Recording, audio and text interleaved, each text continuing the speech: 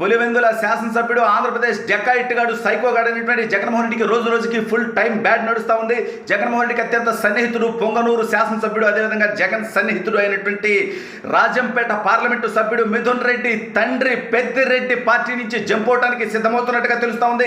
కేసుల నుంచి తప్పించుకోవడానికి పెద్దిరెడ్డి రామచంద్రారెడ్డి బీజేపీలో జాయిన్ అవుతాడని వార్తలు వస్తా ఉన్నాయి. అసలు ఇంతకీ ఏం జరుగుతోంది, ఎందుకు ఈ కథ అనేది ఈ వీడియోలో వివరించబోయే ముందుగా ఇప్పటి వరకు మన ఛానల్ సబ్స్క్రైబ్ చేయని వాళ్ళు ఖచ్చితంగా సబ్స్క్రైబ్ చేయండి. ఇక విషయానికి వస్తే పొంగనూరు పుడింగ్ అని చెప్పుకున్నటువంటి ఈ దౌర్భాగ్యుడు ఈడెట్టాగైతే జగన్గాడు తాడేపల్లి పులివెందుల పులి అని చెప్పి ఎలివేషన్లు ఇచ్చుకొని ఇవాళ పులివెందుల పిల్లిలాగా తాడేపల్లి పులకేసిలాగా వ్యవహరిస్తున్నాడో అట్లాగే పొంగనూరులో పెద్దిరెడ్డి రామచంద్రారెడ్డి గారు కేవలం అధికారాన్ని అడ్డం పెట్టుకొని చేసినటువంటి అరాచకాలకి అంతం పలికే రోజు రావడంతో పెద్దిరెడ్డి రామచంద్రారెడ్డి వైఎస్ఆర్ కాంగ్రెస్ పార్టీని వదలటానికి రంగం సిద్ధం చేసుకున్నట్టుగా తెలుస్తూ ఉంది.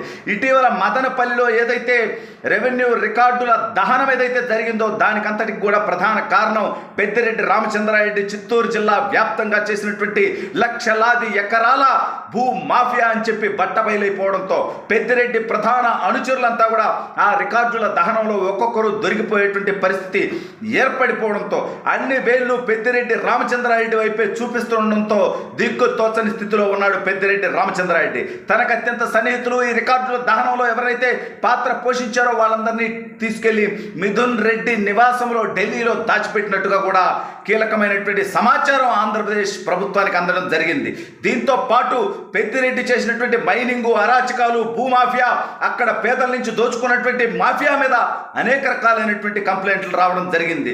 అంగళ్ళలో ఆ దౌర్భాగ్యుడు చేసినటువంటి అరాచకానికి సహకరించినటువంటి పోలీసులు కూడా ఇవాళ కిక్కురు మనకుండా ఈ ప్రభుత్వంలో పోస్టింగుల కోసం తిరుగుతూ ఉన్నారు. అంటే గతంలో ఎవరైతే అరాచకాలకు సహకరించారో వాళ్ళంతా కూడా వాళ్ళ టైం అయిపోయిందని అర్థమైపోయింది.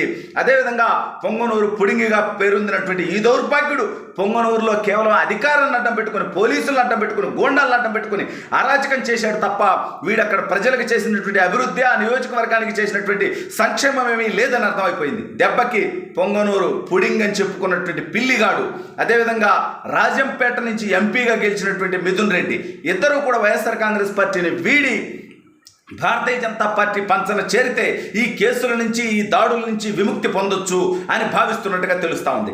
అయితే తెలుగుదేశం జనసేనతో పొత్తులో ఉన్నటువంటి భారతీయ జనతా పార్టీ ఇంతటి తప్పుడు పనులు చేసి ఇంత అరాచకం చేసి ఇంత అవినీతి చేసి ఇంత విధ్వంసం చేసినటువంటి పెద్దిరెడ్డి రామచంద్రారెడ్డిని జాయిన్ చేసుకుంటుందా?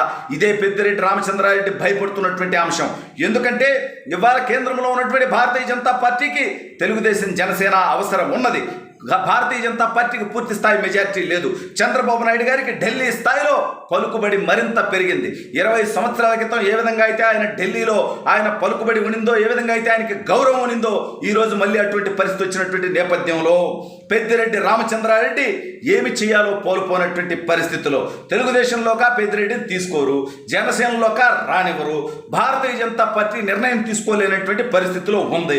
అందుకని పెద్దిరెడ్డి ఒక భారీ ఆఫర్ భారతీయ జనతా పార్టీ ముందుంచినట్టుగా తెలుస్తూ ఉంది. మీకు రాజ్యసభలో పూర్తి స్థాయి మెజారిటీ లేదు కాబట్టి కనీసం 6 నుంచి 8 మంది వైసీపీ రాజ్యసభ సభ్యులు నేను తీసుకొని పార్టీలోకి వస్తాను, దాంతోపాటు 3 లోక్సభ ఎంపీలను తీసుకొని వస్తాను, ఉన్నటువంటి 11 మందిలో డెకాయిడ్ జగన్ గారిని పక్కన పెడితే మిగిలిన 10 మందిలో 7 నుంచి 8 మంది శాసనసభ్యులను కూడా నేను తీసుకొని వస్తాను ఒకేసారి, దయచేసి నన్ను మాత్రం వదిలేయండి అని అడుక్కుంటున్నట్టుగా తెలుస్తూ ఉంది. అయితే నువ్వు అరాచకం చేయడం ఎందుకు, తప్పుడు పనులు చేయడం ఎందుకు, దుర్మార్గాలు చేయడం ఎందుకు, ఇవాళ ఎంతగా వాళ్ళ కాళ్ళ మీద సాగిలా పడేటువంటి పరిస్థితి ఎందుకు? జగన్ అనేటువంటి లుచ్చాగాడు పెద్దిరెడ్డిని సరెండర్ చేయడం కోసం, అంటే పెద్దిరెడ్డిని లాక్ చేయడం కోసం పెద్దిరెడ్డి కాలేజీలో ఉన్నప్పుడు చంద్రబాబు నాయుడు గారిని కొట్టాడు. చంద్రబాబు నాయుడు గారు కాలేజీలో ఉన్నప్పుడు స్టూడెంట్ లీడర్, ఆ తర్వాత ఆయన ఎమ్మెల్యే, మంత్రి, ముఖ్యమంత్రి.